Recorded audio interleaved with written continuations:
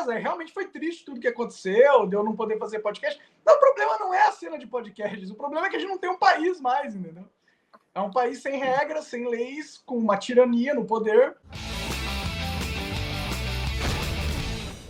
Olha só, então eu queria começar... Bom, eu tenho uns temas aqui para a gente discutir, né?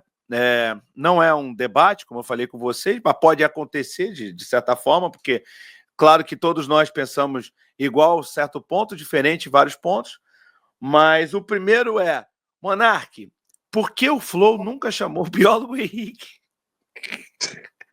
Olha, uma boa pergunta. Eu confesso que não estava no meu radar na época. Mas eu confesso que o meu radar na época também não era muito bom, né? Eu estava levando uma galera que não merecia estar no Flow, para ser sincero. Mas... e deixei de levar pessoas que mereciam, né? Então, sei lá, foi mal. A casa do destino. não rolou.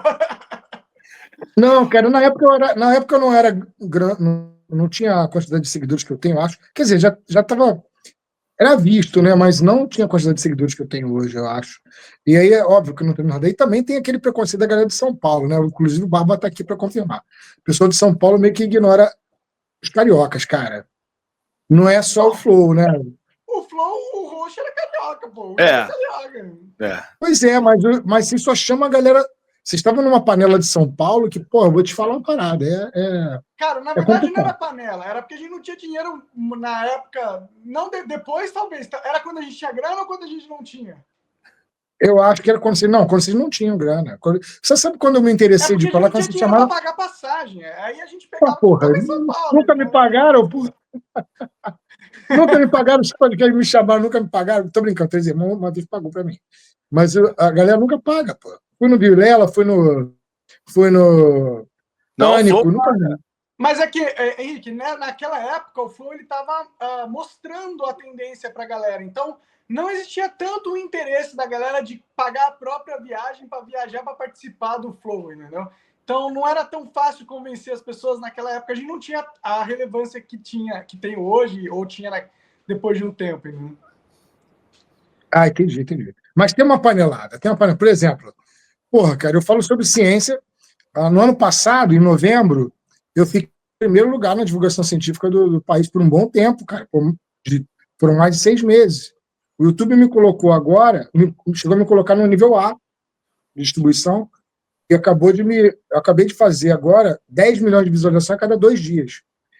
Por exemplo, por que eu nunca fui chamado para ir no... Nunca me chamaram o 3 Elementos, que é aquele podcast com Pirula, aquele podcast de ciência. Qual é a sua posição política, Henrique? É mais à esquerda, mais à direita? Centro-esquerda. Entendi. Bom, aí o Pirula poderia ter te chamado, né? Então, eu acho que rola uma panela muito grande da galera de São Paulo. E é um boicote com a galera do Rio, entendeu? Eu acho que rola isso. Pode rolar, cara, pode rolar. Eu não sei, eu não participo da máfia, mas pode ter uma máfia assim. Sim, rola assim. Por exemplo, Sacânia nunca me convidou para ir lá. E também, hoje eu sou puto com essa porra, que eu sou maior que a galera, eu já nem vou também. Mas, porra, rola, mano. Rola uma panela. Cara, vamos ser sinceros, panela é meio que regra dentro do ramo de YouTube e essas coisas, né? A galera meio que... Todo mundo tem o seu grupinho, a sua panela, né? Então, eu acho que é natural do ambiente profissional que a gente está inserido, que não é um ambiente profissional muito harmônico, digamos assim. Eu gostaria que fosse diferente, cara. Eu não gosto também de panela, para ser sincero. Sim, não é à toa que você tá no Barba, né? Oi? Não é à toa que você tá aqui no Barba, né, cara? Porque o Barba, por exemplo, é carioca. Todos os podcasts que me convidam, participo de podcast...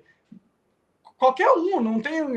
até se os esquerdistas quisessem me convidar, esses dias foi o Barba que fez um debate com os esquerdistas. Mas se os esquerdistas quisessem me chamar para o podcast, eu participaria, entendeu? Mas a galera tem essas paneladas mesmo. Eu acho ruim também, Henrique. Eu não gosto também. É verdade. Eu acho, assim, dentro do meu contexto, né? O biólogo sabe, aqui no Rio, principalmente, a gente conversou bastante depois do podcast, né? Na verdade, o Henrique veio aqui semana passada, trouxe uma cobra, caramba, foi legal pra caramba. E os cortes estão bombando. Não sei se você viu, mas os cortes estão bombando. Mas o que acontece muito também é que a própria galera do Rio, às vezes, dá mais valor lá em São Paulo do que aqui, cara. Então eu tenho, sei lá, tem 325 mil inscritos, e ao invés da gente tentar desenvolver, não digo você, claro, Henrique, mas eu falo de uma forma geral, ao invés da gente tentar desenvolver uma cena de podcast bacana aqui no Rio, a rapaziada do Rio, né, os famosos, preferem brotar em São Paulo, porque o podcast da moda e tal, não sei o quê. E assim... A culpa foi do Monark, que cresceu lá, tinha que ter crescido no Rio. Cara, mas tu mandou bem. Porra, cara, como é que você se sente? Porque assim, a pergunta que eu gostaria de fazer de sinceridade. Como é que tu se sente do tipo assim? Porque quando tu começou nessa parada, tudo era mato. Você e o Wilker lançaram o podcast que virou moda aqui no Brasil.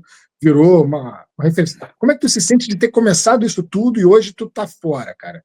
Inclusive, estamos aqui com a nossa querida Olha aí, ó. Essa aí, vou te falar que essa casa me surpreendeu, rapaz. Porra, é bem legal essa Segurobet. Você tem um link aí pra entrar? Tenho, tá aqui na descrição. Então entra pelo link do Barba, se for matar a curiosidade. Entra pelo do Bar pra dar moral pro podcast. Mas, porra, essa casa é bem legal, viu?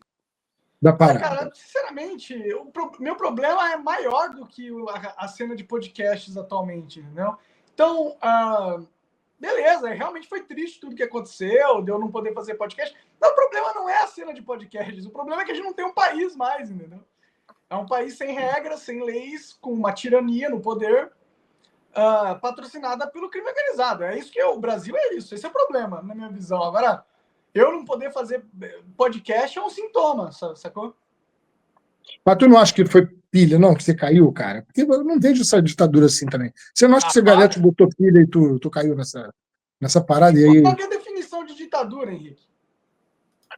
Porra, ditadura é você ter um ditador central que impede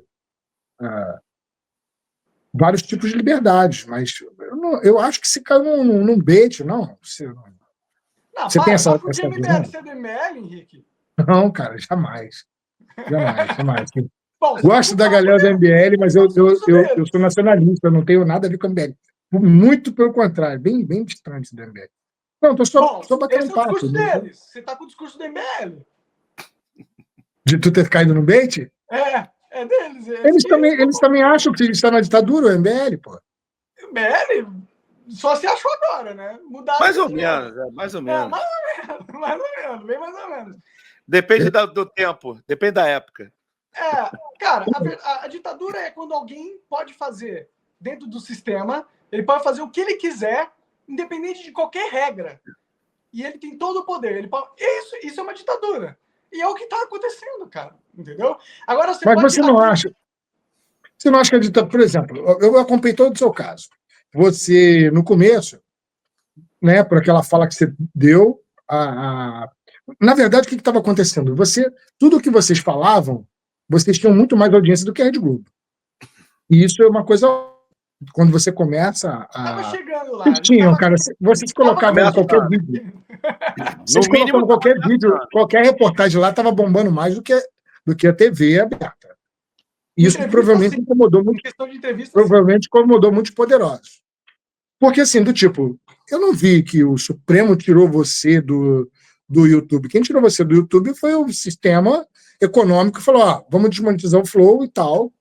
Então, como Mas é que foi antes, é que você só sabe o começo da história. Você não sabe a consequência foi maior do que isso. A consequência foi maior porque no mas ter tirado o seu poder econômico é o pior, na minha concepção. Não. E isso não foi uma decisão do Supremo, foi economia. Então, olha só, Henrique, o que aconteceu com o Monark no início foi a desmonetização do Flow e de todos os canais. Depois evoluiu para que o Monark não pudesse existir nas redes, em nenhuma rede. Agora que ele está sendo, né, liberado novamente, enfim, não é isso? Henrique, eu fui condenado à cadeia por 1 ano e 2 meses por chamar um ministro que é gordo. Eu perdi 300 mil reais, que foi de multa que o Alexandre de Moraes me deu, porque eu não cumpri a ordem que ele tinha dado anterior, que era de ficar calado, porque eu dei uma opinião no Twitter sendo empático com as pessoas do 8 de janeiro, entendeu? Você tá entendendo o nível de absurdo que é? Eu perdi. E aí eu tive que ser exilado do meu país. Por quê? Porque eu falei, cara. Porque eu falei coisas que alguém no poder, uma pessoa no poder, com poder total sobre o Estado, não gostou.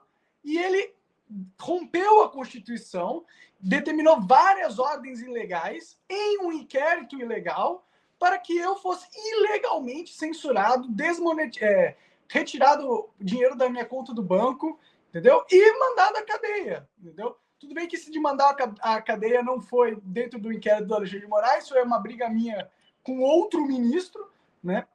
Mas, de qualquer forma, você vê que no Estado brasileiro não existe regras e leis. Existem a vontade de homens poderosos. Entendeu? Isso é uma ditadura, cara. Querendo você ou não, entendeu? Infelizmente. Eu gostaria que não fosse. Eu estou tentando lutar para a gente conseguir reaver um país cívico novamente. Né? Gostou dessa resenha? Então, olha só, para ver ela completa, o link está aqui embaixo na descrição. E, pô, não deixa de dar o like, deixa o joinha, não custa nada para você. E se inscreve no canal se você puder, tá bom? Você quer aprender a criar um podcast do zero? Eu criei o meu e vou ensinar tudo para vocês, os materiais, os equipamentos, como chamar as pessoas, como entrevistar, como fazer uma boa entrevista, como buscar o corte, como fazer uma thumb boa, um título legal. Cola aqui, também tem o link na descrição. Vocês vão cair no nosso grupo de WhatsApp e lá a gente vai tirar todas as dúvidas para vocês, né, terem essas aulas comigo. Serão 5 aulas, cada uma de 1 hora. Eu e você, não é gravado, é ao vivo, tá bom?